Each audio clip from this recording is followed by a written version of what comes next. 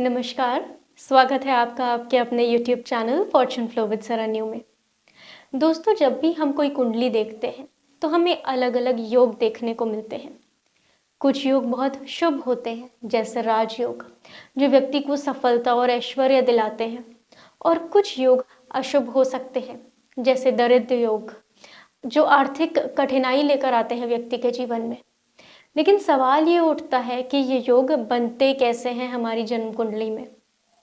योग बनने के पीछे मुख्य सिद्धांत की बात करें तो योग मूल रूप से ग्रहों की स्थिति, दृष्टि यानी आस्पेक्ट और उनके संबंध यानी रिलेशंस उन पर आधारित होते हैं। तो कभी भी कोई खास भाव का ग्रह किसी और भाव के साथ कंजंक्शन यानी युति में आ जाए, एक साथ संबंध बनाए, तो उससे एक खास तरह का योग निर्मित होता है।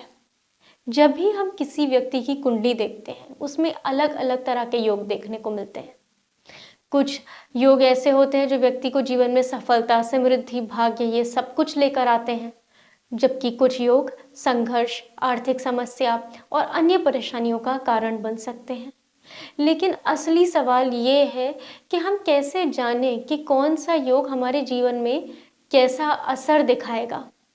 तो आज हम योग की बेसिक्स के बारे में बात करेंगे कि योग बनते कैसे हैं, और आगे आने वाले वीडियोस में हम हर एक योग पर जो भी जन्म कुंडली में बनते हैं उन सब पर एक अलग से वीडियो बनाएंगे, और आप उनसे जान पाएंगे कि कौन सा योग कैसा इफेक्ट देता है और कैसे चेक करना है कि वो आपके लिए अच्छा है या नहीं, प्रभावशाली है या नहीं। तो योग बेसिकली 3 चीज़ों से मिलकर बनते हैं। एक है युति यानी कंजंक्शन, एक है ग्रहों की आस्पेक्ट यानी दृष्टि, और एक है भावों में ग्रहों की स्थिति यानी placement of planets in houses. तो सबसे पहले हम बात करते हैं ग्रहों की आपस में युति यानी कंजंक्शन ऑफ प्लैनेट्स। तो जब 2 या 2 से अधिक ग्रह एक ही भाव यानी हाउस में होते हैं, तब ये एक दूसरे को प्रभावित करते हैं। जैसे कि जब चंद्रमा और मंगल किसी भाव में एक साथ बैठ जाएं, तो ये चंद्र मंगल योग कहलाता है। लक्ष्मी योग भी कहलाता है। ये व्यक्ति को साहसी और भावनात्मक रूप से मजबूत बनाता है और करियर में भी बहुत सक्सेस देता है। लेकिन इस योग पर हम काफ़ी डिटेल में बाद में अलग से एक वीडियो में बात करेंगे। अब ग्रहों की दृष्टि यानी आस्पेक्ट की बात करें तो हर ग्रह की अपनी दृष्टि है। कोई शुभ ग्रह जब किसी दूसरे भाव को देखता है तो उस पर अपना अच्छा प्रभाव डालता है, और अगर अशुभ ग्रह देखते हैं तो वो उस पर अपना बुरा प्रभाव डालते हैं। जैसे गुरु यानी बृहस्पति किसी भाव को देखेंगे तो सकारात्मक ऊर्जा देंगे, जिससे वहाँ शुभ फल मिलते हैं। और यहीं अगर शनि का एस्पेक्ट आ जाए और शनि उस कुंडली के लिए भी खराब हो तो वो उस भाव को खराब कर देंगे। अब विशेष भावों में ग्रहों की स्थिति जो होती है, placement of planets in special houses, कई योग इस आधार पे भी बनते हैं। जैसे कि किसी की कुंडली का नवम भाव यानी भाग्य और दशम भाव यानी कर्म भाव, इनके स्वामी एक साथ बैठ जाएं तो धर्म कर्म राजयोग बनता है, जो व्यक्ति को जीवन में बहुत सम्मान और सफलता दिला सकता है। तो चलिए अब हम इन रूल्स के अलावा कुछ प्रमुख योगों को समझ लेते हैं जो कुंडली में अक्सर पाए जाते हैं। सबसे पहले हम बात करते हैं कुंडली में बनने वाले शुभ योगों की।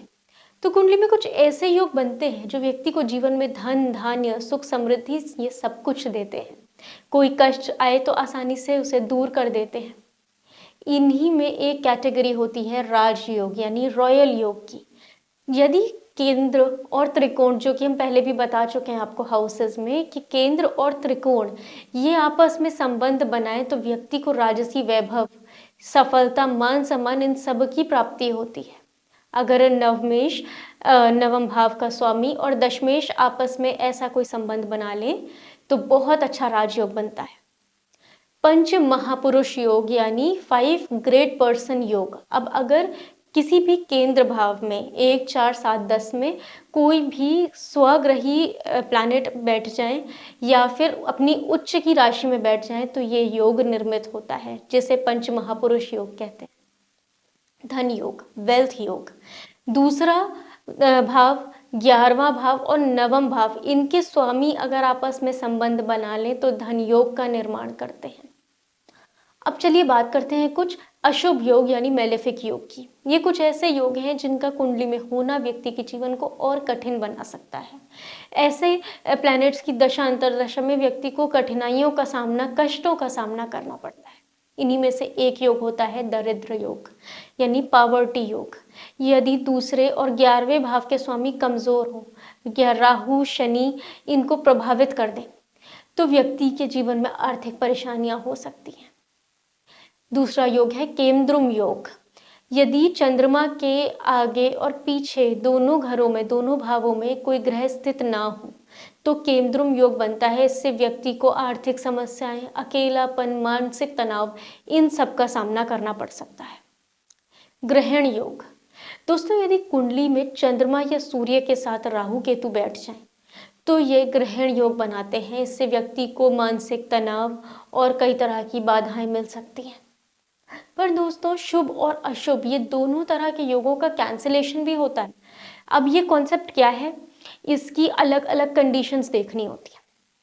इसलिए अब हर योग कुंडली में कैसे बनता है उस पर हम अलग अलग से एक एक वीडियो बनाएंगे और उसको देखकर आप जान पाएंगे कि आपकी कुंडली में कौन से योग हैं, उनका क्या अर्थ है।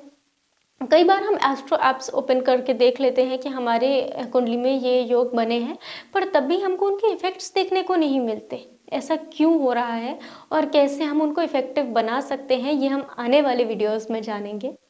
तो दोस्तों, हमारे चैनल के साथ ज़रूर जुड़े रहें, इसको सब्सक्राइब करें, बेल आइकॉन को हिट करना ना भूलें ताकि नोटिफिकेशंस जो भी योग के वीडियोस आएँ वो आपको सारे मिल सकें।